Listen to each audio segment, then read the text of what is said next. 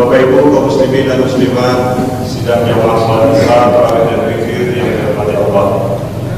Pada puasa kita mengucapkan rasa puja dan syukur kita kepada Allah dengan lafaz alhamdulillah yang telah memberikan kita kesehatan dan kesempatan untuk bisa melaksanakan ibadah salat Isya berjamaah.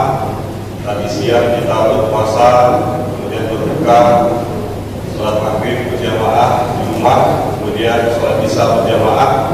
Mudah-mudahan semua yang kita lakukan itu diganjar dengan pahala yang berlipat ganda oleh Allah dan memberkati timbangan kebaikan kita di yaumil akhir nanti. Amin ya rabbal alamin. Salat beserta salam terbuka kita hadiahkan kepada junjungan Allah dan Rasul Muhammad sallallahu alaihi wasallam dengan mengucapkan Allahumma shalli ala Muhammad wa ala ali Muhammad. Bapak Ibu kaum muslimin dan muslimat yang dirahmati Allah, sebagaimana yang kita ketahui, ayat tentang puasa Baqarah 183 itu yang disuruh itu adalah orang-orang yang beriman. Kalau kita lihat referensi ayat Al-Quran dan hadis, setiap berbicara tentang orang beriman pasti korelasinya adalah perbaikan atau tahzibul akhlak, mengenai akhlak. Artinya kesempurnaan iman kita itu diukur ketika akhlak kita itu baik. Di dalam salah satu hadis Rasulullah SAW yang dirangkum oleh Imam Nawawi dalam Arba'in Nawawi, ada sebuah hadis yang menjelaskan tentang akhlak dan iman. Dari Abu Hurairah, Nabi Hurairah radhiyallahu anhu, anna Rasulullah SAW Rasulullah SAW bersabda, "Man kana yu'minu billahi wal yawmil akhir falyakul khairan aw liyasmut. Wa man kana yu'minu billahi wal yawmil akhir falyuhsin jarahu. Wa man kana yu'minu billahi wal yawmil akhir falyukrim dhaifahu." Siapa yang beriman dengan Allah dan hari akhir, maka hendaklah dia berkata yang baik. Kalau tidak bisa berkata yang baik, dia diam. Dan siapa yang beriman kepada Allah dan hari akhir, hendaklah dia memuliakan atau berbaik dengan tetangganya. Dan barang siapa yang beriman kepada Allah dan hari akhir, maka muliakanlah Allah. Hadis ini menjelaskan 3 akhlak kita sesama manusia. Dan di awalnya didahului dengan siapa yang beriman kepada Allah dan hari akhir. Jadi kalau kita lihat dari hadis ini, keimanan itu kaitannya adalah tentang bagaimana hari-hari kita, sehari-hari kita itu berakhlak atau berlaku, bersikap bagaimana, itu adalah bagian daripada penilaian kualitas keimanan kita. Kalau kita lihat hadis lain, banyak sekali, la yu'minu ahadukum hatta yuhibba li akhihi ma yuhibbu li nafsihi. Tidaklah beriman di antara kamu sampai kamu mencintai saudaramu sebagaimana engkau mencintai dirimu sendiri. Jadi ada korelasi yang kuat. Seseorang yang beriman, dia pasti harus berakhlak yang baik. Makanya ketika ayat puasa ini, perintah tentang puasa ini 183 Al-Baqarah itu, yang disuruh itu adalah orang-orang yang beriman. Ya ayyuhalladzina amanu kutiba alaikumus syiyam kama kutiba alal ladzina min qablikum la'allakum tattaqun. Jadi untuk bisa kita berpuasa yang baik itu, kita tahu bahwa di dalam puasa itu kita disuruh menahan hawa nafsu, dahaga, lapar. Tetapi pada dasarnya keimanan itu adalah bagaimana kita setiap hari mampu berakhlak yang baik. Jadi seseorang yang beriman itu, kalau dia benar-benar beriman, pasti dia akan senantiasa berakhlak yang baik kepada sesama manusia. Ini merupakan konsekuensi logis daripada keimanan seseorang, sehingga dia senantiasa setiap harinya dalam keadaan bersosialisasi, bermuamalah dengan sesama manusia dalam hal yang baik. Bapak Ibu sekalian yang dirahmati Allah, hadis tadi yang kita bacakan tadi menjelaskan kepada kita falyakul khairan aw liyasmut. Kita itu hendaknya dalam berkata senantiasa berkata yang baik-baik saja, yang benar-benar saja. Kalau tidak bisa kita berkata yang baik, hendaknya kita diam. Ini menjelaskan bahwa kita itu jangan terlalu banyak berlebih-lebihan dalam berbicara. Karena kalau misalnya berbicara terlalu banyak, akan ada perasaan orang yang tersinggung, atau cerita yang kita ceritakan ini bertambah-tambah.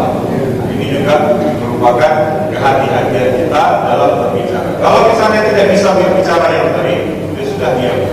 Makanya di dalam Al-Quran, la tas'alu an-nasya, jangan kamu bertanya kepada seseorang yang jika kamu bertanya orang itu akan tersinggung. Misalnya kita bertanya tentang sesuatu yang mungkin sesuatu itu merupakan suatu aib bagi kita, itu hendaknya kita jangan bertanya kepada seseorang. Kemudian Bapak Ibu sekalian, dalam hadis ini juga menjelaskan bahwa Islam itu dalam mengukur kualitas keimanan seseorang, indikatornya adalah dia bisa nggak berbuat baik kepada sesama tetangga. Jadi kita ini hidup dalam satu komunitas, satu rukun tetangga, satu rukun warga, satu kelurahan, dan seterusnya. Kita ini bertetangga. Dan disinilah dilihatkan bahwa Islam itu sampai urusan sedetail itu diurus oleh Islam. Yang mana di agama lain tidak sampai sedetail itu sekarang. Suatu ketika saya ada kegiatan orientasi moderasi beragama. Jadi beberapa agama dikumpulkan, ada Kristen, Katolik, Hindu, Buddha. Kemudian narasumbernya meminta kepada peserta yang dari berbagai macam agama ini untuk mengeluarkan ayat-ayat di dalam kitab sucinya masing-masing yang bercerita tentang bagaimana interaksi sosial yang baik sesama manusia. Yang anehnya, ketika Islam itu banyak sekali ayat-ayat yang menjelaskan tentang bagaimana berinteraksi dengan sesama manusia. Jangan menghina orang, jangan mencari kesalahan orang, jangan berburuk sangka, jangan memfitnah orang, jangan menggibah orang. Kalau misalnya datang seorang yang fasik membawa kabar berita, hendaknya harus ada tabayun dan seterusnya. Banyak sekali di dalam ayat Al-Quran itu bercerita tentang interaksi sosial. Bagaimana menjadikan seorang Islam itu, seorang Muslim itu berakhlak baik. Tetapi kalau di dalam kitab suci agama lain, ayatnya cuma satu saja. Jadi narasumbernya juga bingung, kenapa di dalam Al-Quran banyak ayat yang menjelaskan tentang interaksi atau bersosialisasi dengan sesama manusia banyak, tapi di dalam agama yang lain itu tidak banyak. Ini menandakan bagaimana Islam itu sampai mengurus pada hal yang detail sekali. Bapak Ibu sekalian yang dirahmati Allah, oleh sebab itu ketika kita lihat ayat-ayat Al-Quran selalu bercerita tentang hablum minallah wa hablum minannas. Tanda-tanda orang bertakwa itu bagaimana? Alladzina yu'minuna bil ghaib wa yuqimuna shalah, mendirikan salat, hablum minallah, wa mimma razaqnahum yunfiqun, dan dengan apa yang kami rezekikan mereka infakkan di sosial. Artinya ayat Al-Quran itu setengahnya berbicara tentang hablum minallah, setengahnya lagi berbicara tentang hablum minannas. Oleh sebab itu ketika ayat Al-Baqarah 183 yang menyuruh kepada orang yang beriman, kita sudah harus tahu bagaimana kualitas atau posisi seorang yang beriman itu, sehingga kita bisa melaksanakan ibadah puasa ini dengan baik. Bapak Ibu sekalian yang dirahmati Allah, begitu juga dengan hal-hal ibadah. Ibadah-ibadah yang ada di dalam agama kita ini selalu tujuan akhirnya adalah peningkatan kualitas akhlak kita. Aqimis sholat, inna sholata tanha 'anil fahsya'i wal munkar. Dirikanlah sholat, sesungguhnya sholat itu bisa mencegah kamu dari perbuatan keji dan munkar. Ini juga merupakan perbaikan akhlak. Jadi seseorang yang sholat idealnya dia mencegah dirinya dari perbuatan keji dan munkar. Begitu juga dengan puasa. Puasa itu menahan amarah, menahan emosi, menahan kehendak-kehendak yang sifatnya bisa menyakiti hati orang lain. Jadi antara ibadah dengan akhlak juga mempunyai korelasi yang sangat kuat. Haji juga juga begitu. Al-hajju ashhurun ma'lumat, faman farada fihi al-hajja fala rafasa wala fusuqa wala jidala fil hajj. Siapa yang melaksanakan haji, hendaklah jangan dia berkata kotor, jangan dia berbuat fasik, jangan dia berbuat bantah. Zakat juga begitu. La tubtilu shadaqatikum bil manni wal adha. Jangan engkau batalkan sedekahmu dengan kamu menyebut-nyebut apa yang telah kamu infakkan dan kamu sakiti orang yang kamu infakkan. Jadi antara zakat dengan kebaikan akhlak merupakan suatu korelasi yang sangat jelas. Oleh sebab itu, Bapak Ibu sekalian, ketika kita memahami agama kita ini yang penuh dengan ajaran iman, kemudian ibadah, pasti ujungnya nanti adalah akhlak seseorang yang beriman. Orang yang bertakwa itu pasti dia selama manusia senantiasa menjaga akhlakul karimah. Makanya Rasulullah SAW bersabda, "Innama bu'istu liutammima makarimah." Tidaklah aku diutus itu tidak lain dan tidak bukan hanyalah untuk menyempurnakan akhlak mulia pada manusia. Apa korelasinya kita dengan bulan Ramadan ini?